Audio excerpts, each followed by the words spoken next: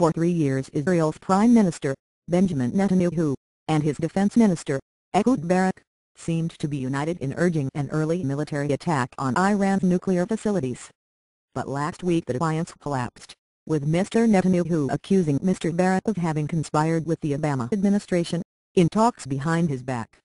The clash came as a surprise in Israel, but in hindsight, there was a prelude. The speech Mr. Netanyahu delivered a week earlier to the United Nations General Assembly. In a memorable cartoonish graphic, Mr. Netanyahu depicted a red line that he said Israel thank you for trying verbose. This recording will go away once the product has been purchased. Would not let Iran cross. But he also acknowledged that Iran would not be able to cross it until next spring or summer. In doing so, he essentially reset the urgency of his warnings and ended speculation that Israel might mount a unilateral attack on Iran before the American presidential election. The public row with Mr. Barak illustrated the magnitude of Mr. Netanyahu's retreat and his difficulty in explaining it. He was left with implying that he had been undermined, if not betrayed by his own defense minister. But that was not the full story of why thank you for trying verbose. This recording will go away once the product has been purchased. He had blinked.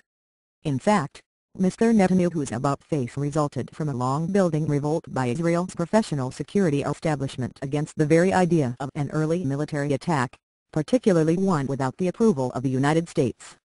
For months, former and even serving chiefs of Israel's defense and intelligence communities have vigorously and publicly opposed Mr. Netanyahu's case for attacking Iran sooner, rather than after all other means have been exhausted. Meir Dagan, the much-respected former head of Mossad, did so to an American audience in an interview with Leslie Stahl broadcast last March. Thank you for trying verbose. This recording will go away once the product has been purchased. By CBS 60 Minutes. In Israel earlier, he had been quoted as saying that such an attack was the stupidest idea I have ever heard. In addition, Mr. Netanyahu and Mr. Barak had proved unable to win sufficient support for early military action from other members of the government. Despite months of sustained effort, Mr. Netanyahu was not able to muster a majority even in his 9-member informal inner cabinet, much less Israel's larger security cabinet, whose agreement he would need before attacking. And in August, Israel's President, Shimon Peres, took the occasion of thank you for trying verbose. This recording will go away once the product has been purchased. His 89th birthday celebration to decisively reject any unilateral Israeli attack.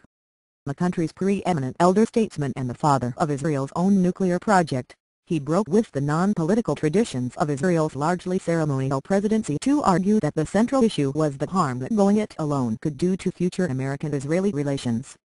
Meanwhile, behind the scenes, the Obama administration was conducting a quiet campaign that would strengthen the view, already circulating among Israeli security professionals, that prematurely attacking Iran would not advance Israel's interests and would damage Israel's relationship with America.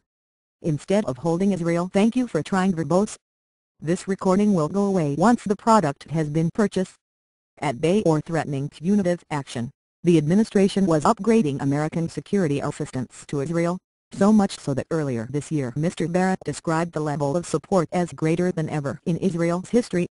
This increase was manifest at every level. Intelligence sharing that resulted in a convergence of assessments about Iran's nuclear efforts, joint cyber operations to slow Iran's nuclear program, support of Israel's development of anti-missile defenses, and reaching the common declared strategic approach to Iran's nuclear program. That approach now focuses the two countries' efforts on preventing Iran from obtaining nuclear weapons. Thank you for trying verbose. This recording will go away once the product has been purchased. While also ruling out the option of a retreat to containing and deterring a nuclear-armed Iran. Equally important, increased American assistance has been accompanied by closer institutional links between the two countries' defense and intelligence communities, as well as more intimate personal ties between both communities' top echelons. Through numerous meetings in Tel Aviv, Jerusalem and Washington, the Obama administration has used these connections to convey an unambiguous message. Do not attack before all non-military efforts to roll back Iran's nuclear program have been exhausted. Ever deeper American-Israeli defense ties have created what might thank you for trying verbose. This recording will go away once the product has been purchased. Be labeled a United States lobby among Israeli security professionals, do now have a strong interest in continuing the close partnership. It is no accident that the security institutions have become among the most vocal opponents of attacking Iran. No one knows better than they what is at stake if they ignore Washington's concerns. And their views have resonated with the Israeli general public. A poll conducted jointly last month by the Truman Institute at Hebrew University and the Palestinian Center for Policy and Survey Research found that 77% of Israelis now oppose a military attack. Thank you for trying verbose. This recording will go away once the product has been purchased. On Iran that is not approved by Washington, although 71% would support an attack with American consent. The plain fact is that the Obama administration achieved its objective of persuading Israel to refrain from a premature attack largely without explicit or implied threats. Instead, it has built a closer relationship with Israel's defense community, and has capitalized on it. And that should be a model for the future. Especially when allies are as close as Israel and the United States. The relationship between them should not depend on whether the thank you for trying verbose. This recording will go away once the product has been purchased. Personal chemistry between their leaders is strong or weak.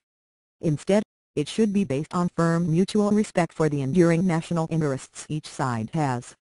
On that score, the professional security officials on both sides can be counted on to put domestic politics aside and to try to find the mutual approach to thorny problems, so long as they can talk candidly, and often, with each other. The related conclusion is that an American administration will be most successful when it speaks, publicly and privately, with one voice, with the same message coming from the thank you for trying verbose. This recording will go away once the product has been purchased. White House, the Pentagon and the Joint Chiefs. Then, its interests and priorities will be unmistakable to Israeli leaders, all of whom know how important American largesse is to their own country. These are important lessons not only for the future American-Israeli discourse on Iran, but also in the event that the next American administration